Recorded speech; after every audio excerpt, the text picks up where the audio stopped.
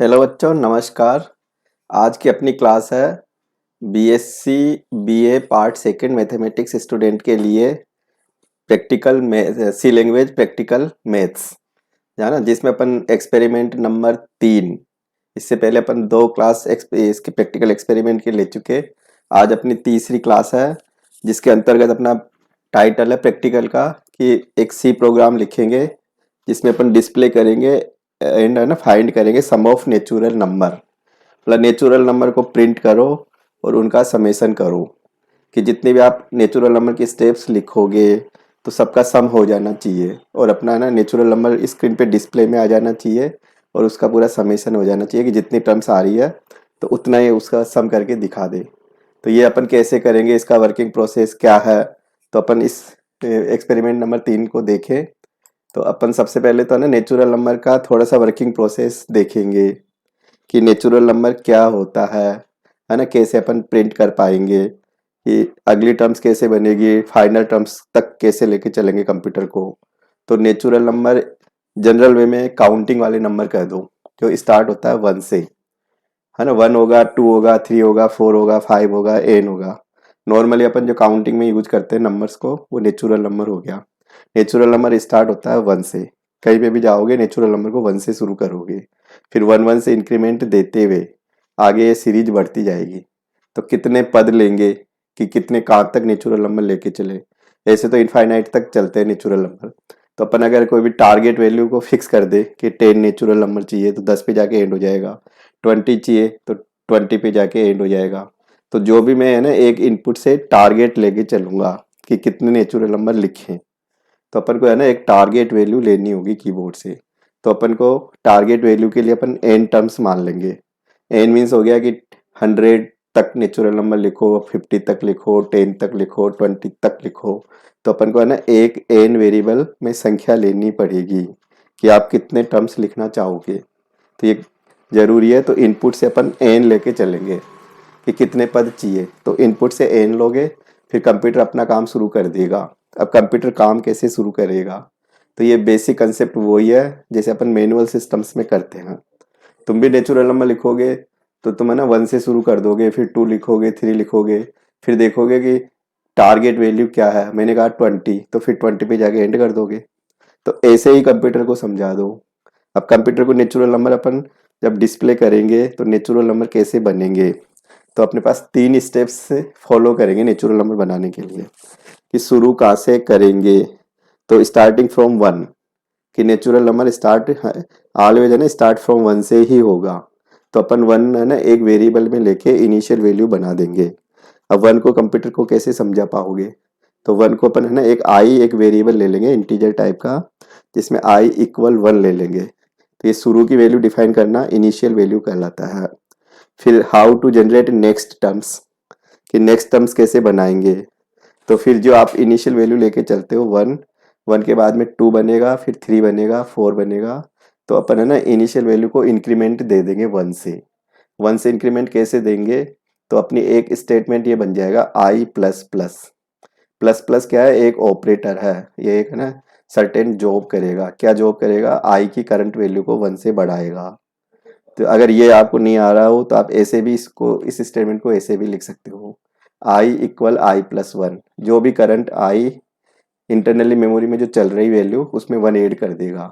आई की वैल्यू 1 है तो ये 2 कर देगा, आई की वैल्यू 2 है तो ये 3 कर देगा, और इसको रीअसाइन कर देगा, आई को एक स्टेप्स आगे बढ़ा देगा। तो इंक्रीमेंट बाय 1, है ना, आई की वैल्यू चेंज होती रहेगी, 1 से आगे बढ़ता जाएगा। फिर बढ़ते बढ़ते टारगेट को कैसे अचीव करोगे, तो टारगेट को अचीव करने के लिए फिर कंडीशन अप्लाई करेंगे। हर स्टेप्स में ना वैल्यू इंक्रीमेंट होगी। फिर कंडीशंस को आप चेक करोगे कि टारगेट वैल्यू आ गई या नहीं आई। टारगेट वैल्यू अगर नहीं आती है तो फिर इंक्रीमेंट करते रहेंगे। तो ये इनिशियल वैल्यू 1 टाइम होनी चाहिए, फिर इंक्रीमेंट है ना 1 को लेके आगे इंक्रीमेंट करते रहेंगे। तब तक करते रहेंगे जब तक टारगेट वैल्यू को अचीव नहीं कर ले। जैसे ही कंडीशन फेल हो जाएगी तो अपन अपने लॉजिक को रोक देंगे, स्टॉप कर देंगे अपने लॉजिक को। तो अपन को है ना ये टारगेट वैल्यू अचीव करने के लिए आई लेस देन और इक्वल एन, ये एक ऑपरेटर है। कंडीशन चेक करेगा कि आई का मान एन से बिलो हो या इक्वल हो, तब तक अपनी यानी सीरीज चलती रहनी चाहिए। तो 1 से शुरू करेंगे, 1 से इंक्रीमेंट देंगे, टारगेट वैल्यू के लिए कंडीशन अप्लाई करेंगे। तो ये इंटरनली है ना आई 1 2 3 4 5 6 7 8 ऐसे है ना जनरेट करता हुआ चलेगा। फिर अपन है ना इस 3 स्टेप्स को कैसे लगा पाएंगे, इसी लैंग्वेज में ऐसा क्या रूल है या अदर्स लैंग्वेज में क्या रूल है। तो ये 3 स्टेटमेंट को फॉलो करने के लिए ये 3 स्टेटमेंट कहाँ पे यूज करें अपन। तो ये 3 स्टेटमेंट ऑटोमेटिकली चलती रहे और अपना है ना आई 1 2 3 4 एक कोडिंग में आता रहे, और अपन जो भी टास्क करना चाह रहे हैं तो वो आई को यूज करते हुए स्टेटमेंट में अपन लिखते जाएंगे। तो ये 3 स्टेटमेंट को अपन फॉलो करेंगे एक सिंगल लाइन में फॉर लूप के थ्रू। तो फॉर क्या है, एक लूप स्टेटमेंट है, एक बार याद रख लो। फॉर क्या है, लूप स्टेटमेंट है।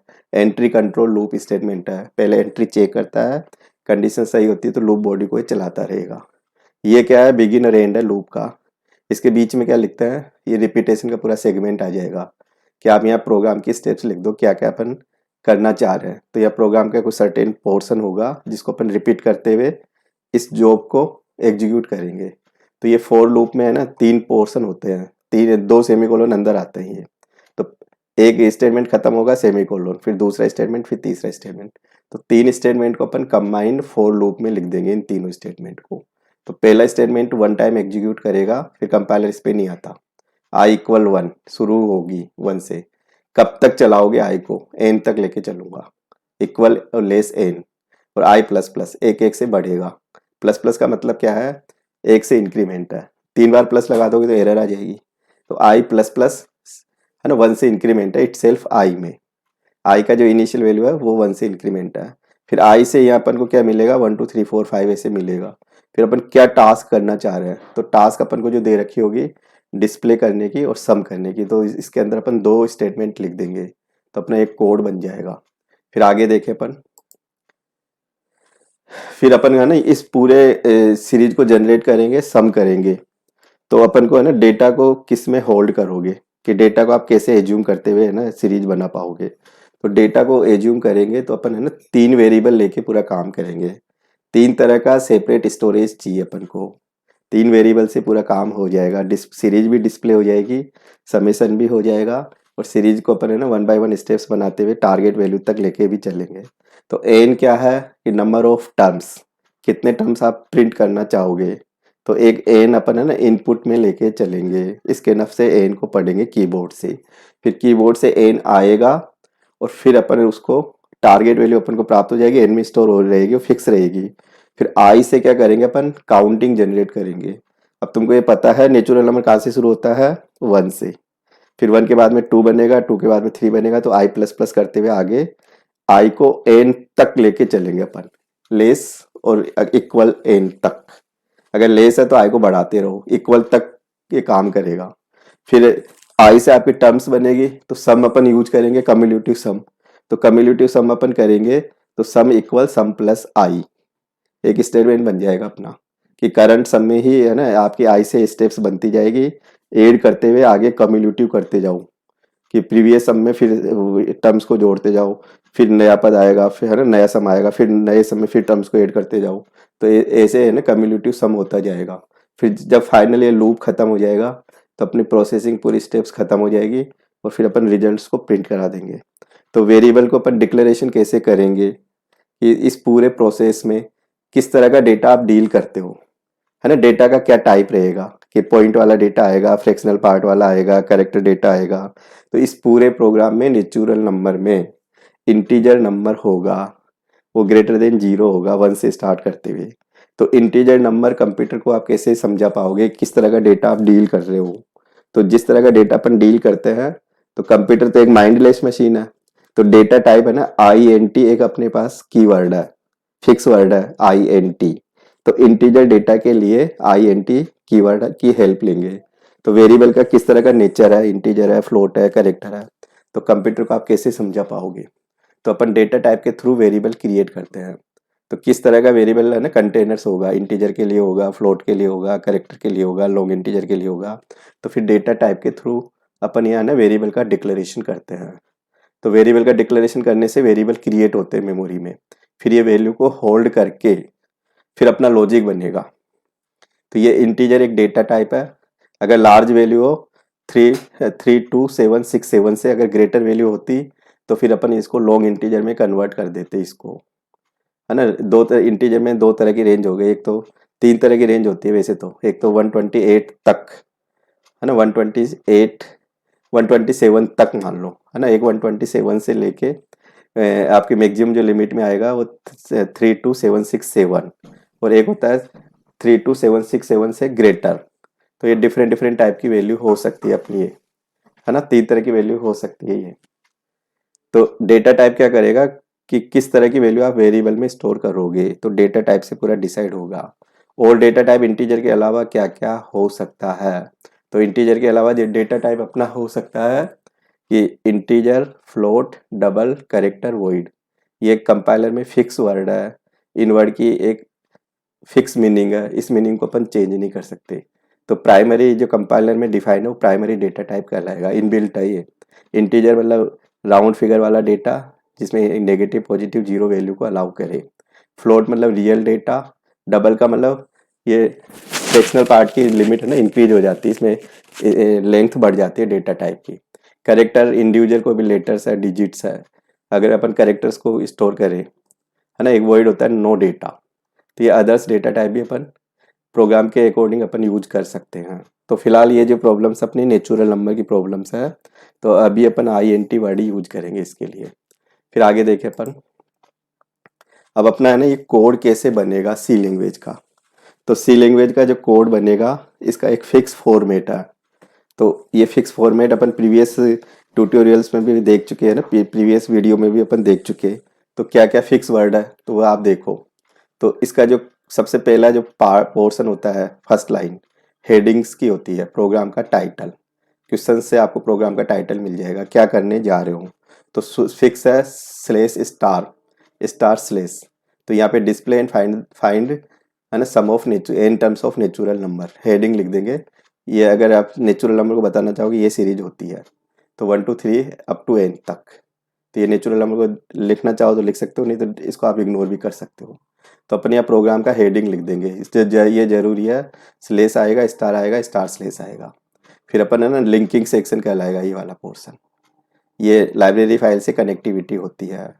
ये हेस इंक्लूड प्री प्रोसेसर कहलाएगा, एक बार याद रखना होगा, प्री प्रोसेसर, है ना। हेस इंक्लूड प्री प्रोसेसर है, कंपाइलर डायरेक्टिव स्टेटमेंट है, लाइब्रेरी फाइल से कनेक्टिविटी प्रोवाइड करेगा।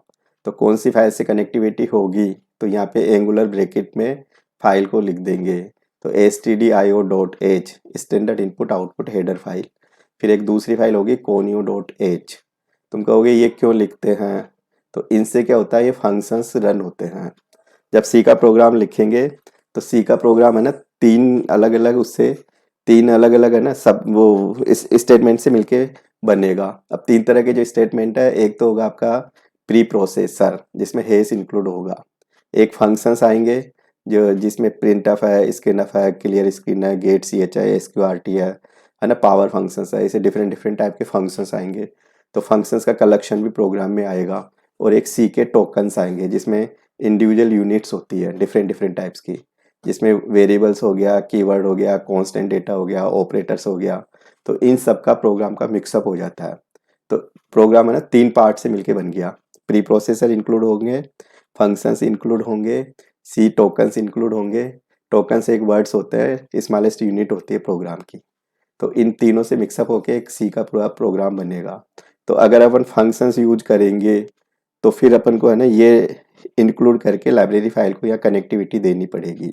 तो ये जो stdio.h है ये क्या है, लाइब्रेरी हेडर फाइल है। ये हेस इंक्लूड क्या है, ये प्री प्रोसेसर है। इस पूरी कंबाइंड लाइन को क्या बोलेंगे, लिंकिंग सेक्शन। तो अपन ने कितने फाइल से लिंकिंग किया हुआ है, दो फाइल से। कौन कौन सी फाइल है, stdio.h। stdio.h को क्यों यूज किया, स्कैनफ प्रिंटफ फंक्शंस को एग्जीक्यूट करने के लिए। conio.h को क्यों यूज किया, कंसोल इनपुट आउटपुट h को क्यों यूज किया अपन ने, वो क्लियर स्क्रीन और गेट ch फंक्शंस को एग्जीक्यूट करने के लिए। हेस इंक्लूड क्या है, प्री प्रोसेसर है। फिर अपन प्री प्रोसेसर के बाद में क्या लिखेंगे, वॉइड मेन लिखेंगे अपन, है ना। प्री प्रोसेसर के बाद में मेन लिखेंगे, वॉइड मेन। तो मेन क्यों लिखते हैं, ये कंपलसरी है। कंप्यूटर को कैसे पता चलेगा स्टार्ट में कहाँ से करूँ, तो स्टार्ट करने के लिए एक अपन को फंक्शंस दे दिया। तो मेन क्या है, यूजर डिफाइंड फंक्शंस है। वॉइड क्यों लिखा कि पूरा अपन जॉब जो करेंगे वो इनसाइड करेंगे, आउटसाइड पूरा डेटा लेके कहीं पे भी नहीं जाएंगे अपन, नथिंग रिटर्न, नो रिटर्न। तो वॉइड, मेन वॉइड कीवर्ड है, मेन एक फंक्शंस है। तो अपन वॉइड और मेन के बीच में स्पेस देंगे, एक सिंगल स्पेस, और ये मेन के साथ में ब्रैकेट लगेंगे, पेरेंथेसिस। जितने भी फंक्शंस होते हैं पेरेंथेसिस लगते हैं। मेन का बिगिन होगा, मेन का क्लोज होगा। फिर मेन के दो पोर्शन होते हैं, डिक्लेरेशन, वेरिएबल का डिक्लेरेशन, और फिर एग्जीक्यूशंस। तो ये काम करेंगे तो डेटा चाहिए। तो डेटा क्या क्या चाहिए, एन चाहिए, आई चाहिए, सम इक्वल जीरो होगा। सम इक्वल जीरो क्यों रखा, क्योंकि समेशन करना चाह रहे हैं। तो समेशन के लिए अगर जब तक डेटा अपन कैलकुलेट नहीं कर रहे, प्रोसेस में नहीं आ रहा, तो इनिशियल वैल्यू जीरो लेके चलेंगे। अगर मैं मल्टीप्लीकेशन करता तो इनिशियल वैल्यू वन लेके चलता। तो सम इक्वल जीरो लेके चलेंगे, क्योंकि अपने टर्म्स आएगी, फिर जीरो को लेके अपन आगे बढ़ते हुए चलेंगे, सम करते हुए चलेंगे। तो आई क्या करेगा, काउंटिंग जनरेट करेगा। एन क्या करेगा, कितने टर्म्स लेके चलोगे। तो सबसे पहले अपन है ना क्लियर स्क्रीन लगा देंगे, फिर अपन एक मैसेज बनाएंगे कि कितने पद चाहते हो। तो मैसेज कैसे बनेगा, प्रिंट ऑफ से। तो जितने भी ये मैसेज होते हैं डबल कोट्स में आते हैं, जितने भी मैसेज होते हैं डबल कोट्स में आएंगे। फिर ये प्रिंट ऑफ का ब्रेकेट है, तो देन लास्ट में क्लोज होगा। जब प्रिंट ऑफ कंप्लीट हो जाएगा तो सेमी कोलोन लगेगा। सेमी कोलोन क्यों लगाते हैं, सेंटेंस का टर्मिनेशन है। फुल, जैसे इंग्लिश में फुल स्टॉप क्यों लगाते हैं, सेंटेंस फिनिश हो जाता है, फुल स्टॉप लगा देते हैं, है ना। इसके नफ क्या करेगा, ये वैल्यू मैसेज आएगा, मैसेज के जस्ट बाद वैल्यू लेगा। तो वैल्यू किसकी लेगा, एन की वैल्यू पढ़ेगा, है ना। एन के एड्रेस पे वैल्यू पढ़ेगा। एंड क्या इंडिकेट करेगा, एड्रेस ऑफ एन। तो integer data, character, float data, सब में एंड लगेगा, इसके नफ में एंड आएगा। परसेंट डी क्यों लगाया है, इंटीजर डेटा के लिए फॉर्मेट करेक्टर है ना, ये लगाना जरूरी है। ये नहीं लगाएंगे तो प्रॉपर आइडेंटिफाई नहीं कर पाएगा डेटा टाइप की। तो डेटा टाइप किस तरह का डील करते हैं अपन, तो इसके नफ में है ना अलग अलग ये डिफरेंट डिफरेंट कंट्रोल्स हैं। परसेंट डी इंटीजर डेटा के लिए हो गया, एल डी लगाता लॉन्ग इंटीजर के लिए आता, परसेंट एफ लगाता तो फ्लोट के लिए आता, परसेंट एल डी लगाता तो डबल के लिए आता, परसेंट सी लगाता तो कैरेक्टर के लिए आता। तो अभी अपन इंटीजर डेटा डील करता हूँ यहाँ पे, एन के एड्रेस पे वैल्यू है ना स्कैन करूँगा, तो परसेंट डी यूज करूँगा मैं। सिंगल सिंगल डेटा है तो सिंगल कंट्रोल आएगा। कोटेशन में लिखोगे, कोमा आएगा, फिर एड्रेस ऑफ ऑपरेटर आएगा, फिर एन आएगा, फिर ब्रैकेट बंद होगा, सेमीकोलन लगेगा। फिर अपन नंबर आ गया, टारगेट वैल्यू है ना कितनी चाहिए, तो एक स्टेप्स बता दी मैंने। अब काम करो, अब काम करोगे तो अब अपना काम शुरू होगा। तो मैंने एक है ना ये कमेंट्स दे दिया बीच में, comments slash star star slash. अब काम करूंगा तो अपन को है ना तीन स्टेप्स, शुरू कहाँ से होगा, कब तक अपन चलेंगे। तो अपन को है ना काम करेंगे तो ये एन तक चलेंगे। थोड़ा सा इसमें करेक्शन होगा, एक मिनट करेक्शन कर लेता हूँ मैं। ये कोड जो लिखा है ना, ये अपन वन तक नहीं लेंगे, ये लेस देन और इक्वल एन तक लेंगे इसको, ठीक है ना।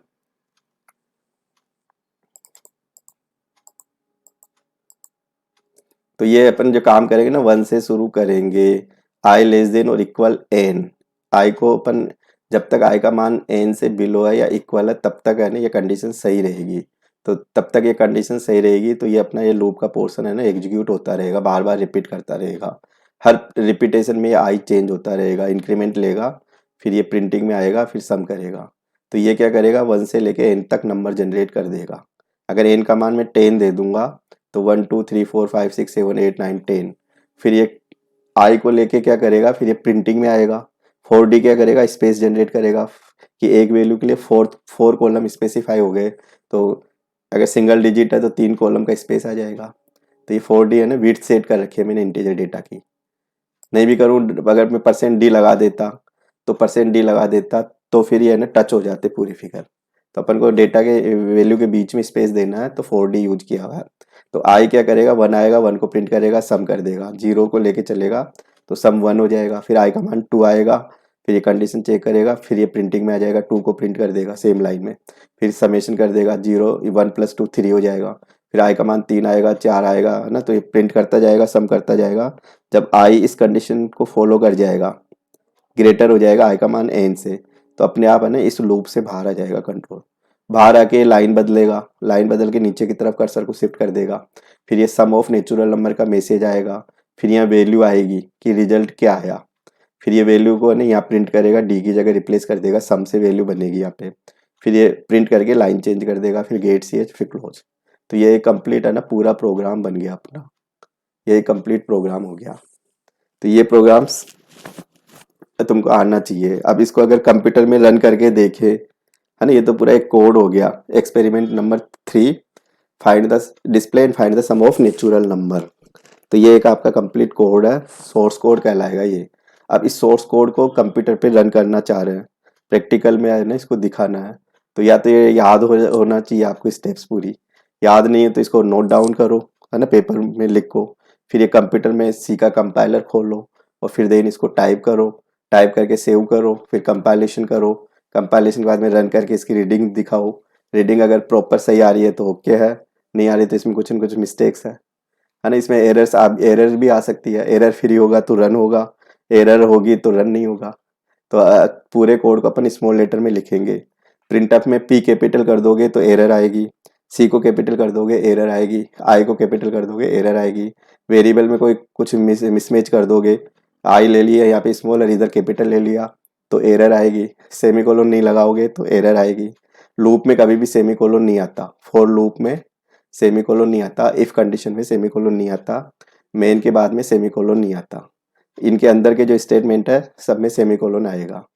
फोर का स्टेटमेंट है ना, ये फोर के अंदर का जो स्टेटमेंट है इनमें सेमीकोलन आएगा, है ना। ये मेन का बिगिन होगा, मेन का क्लोज होगा, ये लूप का पूरा पोर्शन है। यहाँ से लूप का मतलब होता है ये रिपीटेशन करता रहेगा, ये रिपीटेशन करता रहेगा। अब इसको अपन देखें कि इसका आउटपुट क्या आना चाहिए। तो आउटपुट वही आता है जो प्रिंटअप में लिखा होता है। अगर आपने कहीं में भी आउटपुट का स्टेटमेंट नहीं लिखा तो पूरा कोड मीनिंगलेस हो जाएगा। तो कोई भी अगर प्रोग्राम बनाते हो तो मस्ट भी है ना generate output, at least one output तो आना ही चाहिए। अगर कुछ भी आउटपुट नहीं आता है तो फिर मीनिंगलेस कोड हो जाता है।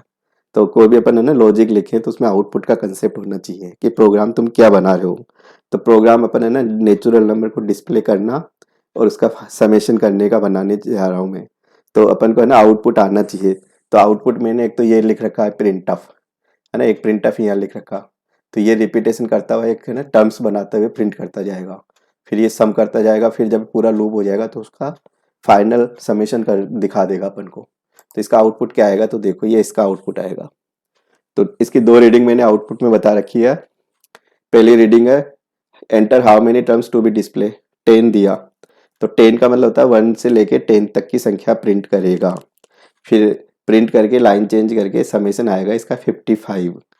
फिर दोबारा कंट्रोल F9 करोगे, फिर इसको रन कराओगे, फिर सेकंड रीडिंग मैंने मान लो 13 दे दी इनपुट से, तो आउटपुट जनरेट करेगा 1 से लेके 13 तक, और फिर उसका समेशन 91 बता देगा। तुम अगर अगेन रीडिंग लेना चाहो दोबारा कि मैं 20 टर्म्स का डिस्प्ले करना चाह रहा हूँ, सम करना चाह रहा हूँ, 50 टर्म्स को डिस्प्ले करना चाह रहा हूँ, सम करना चाह रहा हूँ, तो कंट्रोल F9 करते जाओ, रीडिंग लेते जाओ और इस रीडिंग को नोट डाउन करके अपने प्रैक्टिकल रिकॉर्ड में लिख सकते हो। तो ये अपना एक कंप्लीट प्रोग्राम हो जाता है। अब आगे अपन जो देखें, प्रो ये अगर आपको वीडियो अच्छा लगता हो तो सब्सक्राइब जरूर करना, लाइक भी करें, शेयर भी करें। अब आगे अपन है ना इस प्रोग्राम को कंप्यूटर पे रन करके देखते हैं कि कंप्यूटर पे कैसे कंपाइलर को खोलेंगे, है ना, एडिटर को ओपन करेंगे, फिर फाइल को टाइप करेंगे, प्रोग्राम को टाइप करेंगे, फिर सेव करेंगे, फिर कंपाइलेशन करेंगे, फिर रन करेंगे। तो अपन देखिए अब अपन आगे का प्रोसेस। तो अपन सी लैंग्वेज पे आ जाते हैं सीधे ही। अब अपन देखें सी लैंग्वेज, यहाँ से है ना ये आइकन है टर्बो C++। इससे पहले अपन 2 या 3 एक्सपेरिमेंट कर चुके, तो अपन ने सी लैंग्वेज को ओपन कर लिया। ओपन करेंगे तो लास्ट प्रोग्राम अपना है ना ये था फैक्टोरियल एक्सपेरिमेंट नंबर 2, फैक्टोरियल की कैलकुलेशंस। तो फैक्टोरियल की कैसे कैलकुलेशन करते हैं, तो ये एक्सपेरिमेंट था, अपन इसको रन करके देख चुके थे। अब आज का जो एक्सपेरिमेंट है नंबर 3, तो अपन एक नई फाइल खोलेंगे। तो फाइल में क्लिक करो, न्यू पे आ जाओ, तो ये नई फाइल खुल जाएगी। F5 से फुल स्क्रीन होती है, ये जूम का काम करता है फुल स्क्रीन F5 से। तो ये फुल स्क्रीन मोड में है, ये एडिटर खुल गया, जैसे होता है ना एक खाली पेज ले लिया, पेन ले लिया। अब मैं कहूँ प्रोग्राम का कोड लिखो। अब अपना प्रोग्राम एक्सपेरिमेंट नंबर 3 है, तो अपन जो करने जा रहे हैं एक्सपेरिमेंट नंबर 3। अपना एक्सपेरिमेंट का जो टाइटल है नेचुरल नंबर डिस्प्ले करना, डिस्प्ले नेचुरल नंबर, है ना, एंड फाइंड सम भी करेंगे, डिस्प्ले भी करेंगे, है ना। ये कमेंट्स को यहाँ बंद कर देंगे स्टार स्लेस से। तो ये आपकी पहली लाइन है ना हेडिंग की हो जाएगी। फिर प्रोग्राम की दूसरी लाइन है ना ये हो जाएगी INCLUDE, हेस के साथ में, शिफ्ट के साथ, शिफ्ट को प्रेस करते हुए हेस का चिन्ह लगेगा। फिर है ना ये एंगुलर ब्रैकेट में हेडर फाइल लिखेंगे। क्या लिखेंगे, याद हो गई होगी अब तो, stdio.h ये लिखेंगे अपन। फिर नेक्स्ट फाइल एक और लिखेंगे अपन, हेस इंक्लूड, है ना, conio.h, console input output header file. ये याद हो जानी चाहिए तुमको। तो ये लिंकिंग सेक्शन कहलाएगा ये पूरा। फिर लिंकिंग सेक्शन के बाद में अपन है ना मेन फंक्शंस लिखेंगे, वॉइड मेन का पेरेंथेसिस आएगा मेन के साथ में। वॉइड अपने आप में कीवर्ड है, तो वॉइड और मेन के बाद गैप होना चाहिए, एक स्पेस होगा। फिर यह सेमीकोलन, कई बच्चे सेमीकोलन लगा देते हैं तो एरर आएगी, सेमीकोलन नहीं होना चाहिए। फिर मेन का बिगिन होगा, मेन का क्लोज होगा, क्लोजिंग के बाद है ना क्लोजिंग के लास्ट में गेट CH होगा, और यहाँ पे मेन के शुरुआत में अपन है ना क्लियर स्क्रीन लगा देंगे। तो ये तुमको याद हो जाना चाहिए। अब काम करेंगे तो डेटा चाहिए। अब डेटा का नेचर किस तरह का आएगा, तो अपन है ना इंटीजर टाइप का डेटा डील करेंगे पूरे कोड में। तो इंटीजर के लिए INT वर्ड है। अब डेटा कैसे लेंगे, एन लेंगे, आई लेंगे, सम लेंगे, सम में 0 इनिशियल वैल्यू लेके चलेंगे, क्योंकि समेशन करते हैं तो इनिशियल वैल्यू 0 होनी चाहिए, है ना। अब क्या लिखें, अब कितने पद डिस्प्ले करना चाह रहे हो, तो प्रिंट ऑफ लिखूंगा यहाँ पे। Enter how many terms, enter जितने भी मैसेज होते हैं डबल कोट्स में आते हैं, शिफ्ट के साथ कोटेशन चलेगा, how many terms to be display, है ना। अभी अगर मान लो मैं इसको रन करके देखूं, F2 से सेव कर लिया नेचुरल नंबर, है ना, एंड सम, ये इसका नाम दे दिया मैंने। अब मैं इसको अगर कंपाइलेशन करूं, तो कंपाइलेशन करूंगा तो अभी कोई एरर नहीं दिखाएगा। अभी अपना ये कोड है ना एरर ये वार्निंग दे रहा है, क्योंकि अपन ने वेरिएबल्स जो यूज कर रखे हैं वो डिस्प्ले में नहीं ले रखे अपन ने, सम को इनको कहीं पे भी यूज में नहीं ले रखा। कंट्रोल F9 करूंगा तो रन तो हो जाएगा। तो ये लाइन जो आ रही है ना, enter how many terms to be display, तो ये प्रिंट ऑफ से आ रही है। जितना भी मैं प्रिंट ऑफ में डालूंगा मैसेज स्क्रीन पे आएगा, आउटपुट की स्क्रीन पे। और ये जो कर्सर आ रहा है ये सेम लाइन में आ रहा है जो ब्लिंकिंग कर रहा है। अब तुम चाहोगे अगर इस कर्सर की लाइन को चेंज करो, तो अगर लाइन को चेंज करें तो अपन यहाँ पे है ना \n लगा सकते हैं अपन यहाँ पे। तो एक बार \n लगाऊंगा तो एक बार ही लाइन चेंज कर देगा, कंट्रोल F9 करके देखो। अगर तुम चाहोगे इसकी वापस फिर लाइन चेंज करो, तो फिर अगर अगेन ये एक लाइन खाली और छोड़ देगा, नीचे आ जाएगा। तो जहाँ पे आपको इसकी है ना पोजीशन चाहिए वहीं उसी लाइन पे इसको ले सकते हो। तो अपन में लाइन चेंज करना हो तो मैंने लाइन चेंज कर दी यहाँ पे। अब अभी तो क्या करेगा, ये मैसेज ही बना रहा है और कुछ कोड आगे काम नहीं करेगा। फिर अपन डेटा वैल्यू मांगेंगे, तो इसके इनफ करूँगा। तो डेटा वैल्यू कैसे आएगी, %d से आएगी। किस तरह का डेटा डील कर रहा हूँ, इंटीजर है, तो इंटीजर के लिए क्या आएगा, %d आएगा। डेटा किस में लेके चले, एन में, एन के साथ में क्या लगाऊं, एंड का चिन्ह लगाना पड़ेगा मेरे को, एन लगा दिया मैंने, है ना। तो एन, अब ये वैल्यू मांगेगा एन की, जैसे कितने पद चाहिए, 10 चाहिए, तो एन में 10 लेके मेमोरी में असाइन कर देगा। अब अपन चाहेंगे अपना सीरीज प्रिंट होनी चाहिए, अब display series and find sum. अब अपन डिस्प्ले करना चाह रहे हैं सीरीज को, नेचुरल नंबर की सीरीज को डिस्प्ले करना चाह रहा हूँ, एंड फाइंड सम करना चाह रहा हूँ। सम अपने पास 0 रखा हुआ है अपने पास, ये क्यों लगाया, ये खुद के समझने के लिए कमेंट्स डाल दिया। अब सीरीज बननी चाहिए, एन टारगेट तुम्हारे पास आ चुका। अब सीरीज तुम जानते हो 1 2 3 4 होती है, तो ये करेंगे कैसे, तो 4 से जनरेट करूंगा सीरीज को। आई में मैं 1 लेके चलूंगा, सेमीकोलन लगाऊंगा, आई लेस देन और इक्वल एन करूंगा, और आई को आगे बढ़ाऊंगा 1 1 से, तो ये एक काउंटिंग जनरेट करेगा। ये अपना है ना एक लूप हो गया, 1 2 3 4 ऐसे बनाता जाएगा। अब तुम कहोगे आई 1 2 3 4 आ रहा है, अपन को चाहिए क्या, अपन को चाहिए डिस्प्ले चाहिए और सम चाहिए। तो डिस्प्ले कैसे आता है तुम जानते हो, तो प्रिंट ऑफ एक फंक्शन है, इस प्रिंट ऑफ फंक्शन के से डिस्प्ले लेंगे, है ना। अब क्या डिस्प्ले लेंगे, इंटीजर डेटा मॉनिटर पे आना चाहिए, तो %4d, है ना। फिर ये कोटेशन बंद करूंगा। अब नंबर कहाँ से आएगा, आई से आएगा, तो ये अपना ना नंबर डिस्प्ले होता जाएगा। अब आई का मैं करूँ क्या, ये तो डिस्प्ले तो हो गया, फिर इसको सम में भी सेम टाइम है ना, सम में भी ऐड करते जाओ, तो सम प्लस आई, ये सम हो गया, तो ये सम भी हो गया, डिस्प्ले भी हो गया। फिर जब ये लूप खत्म हो जाएगा तो पूरा समेशन हो जाएगा अपना। फिर अपन क्या करें, पूरे रिजल्ट को प्रिंट कराऊं कि समेशन क्या आया। लाइन को बदल दो जिससे पूरी लाइन प्रिंट होगा, फिर कर्सर नीचे शिफ्ट हो जाएगा। Sum of natural number, sum of NATURAL number, है ना। अब यहाँ वैल्यू आनी चाहिए, किस तरह की वैल्यू आएगी, इंटीजर वैल्यू आएगी। इंटीजर वैल्यू के लिए क्या आता है, %d आता है। फिर वैल्यू को प्रिंट करके क्या करेगा, लाइन बदल दी है।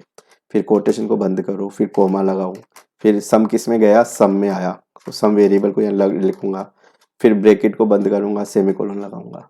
तो ये अपना एक पूरा प्रोग्राम हो गया, F2 से सेव कर लिया।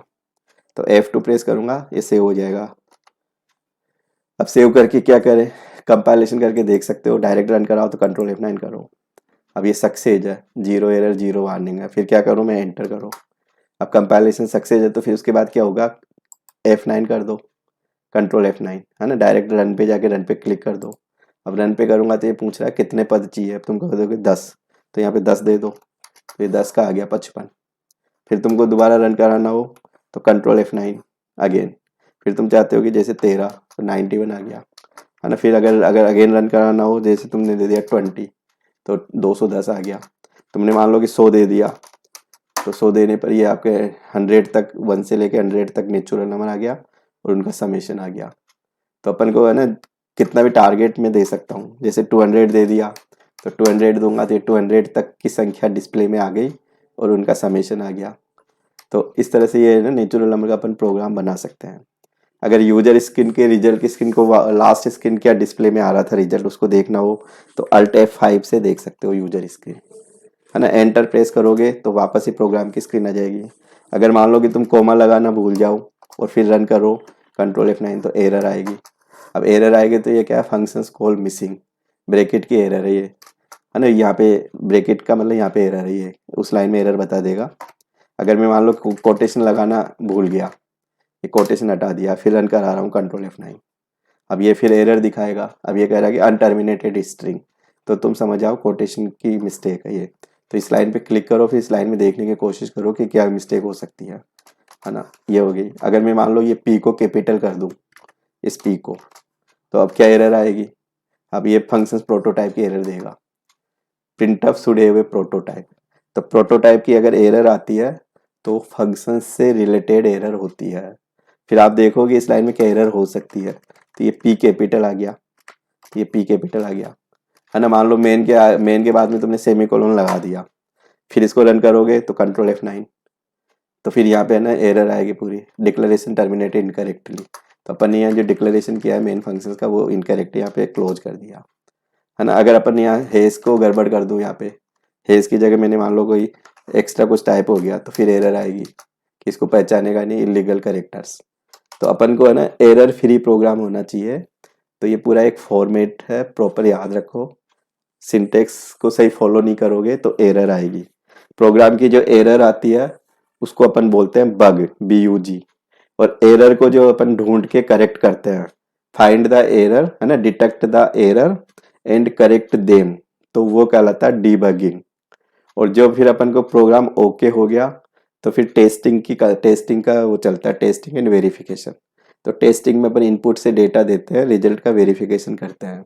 अगर रिजल्ट ओके आ रहा है तो आपका प्रोग्राम करेक्ट है।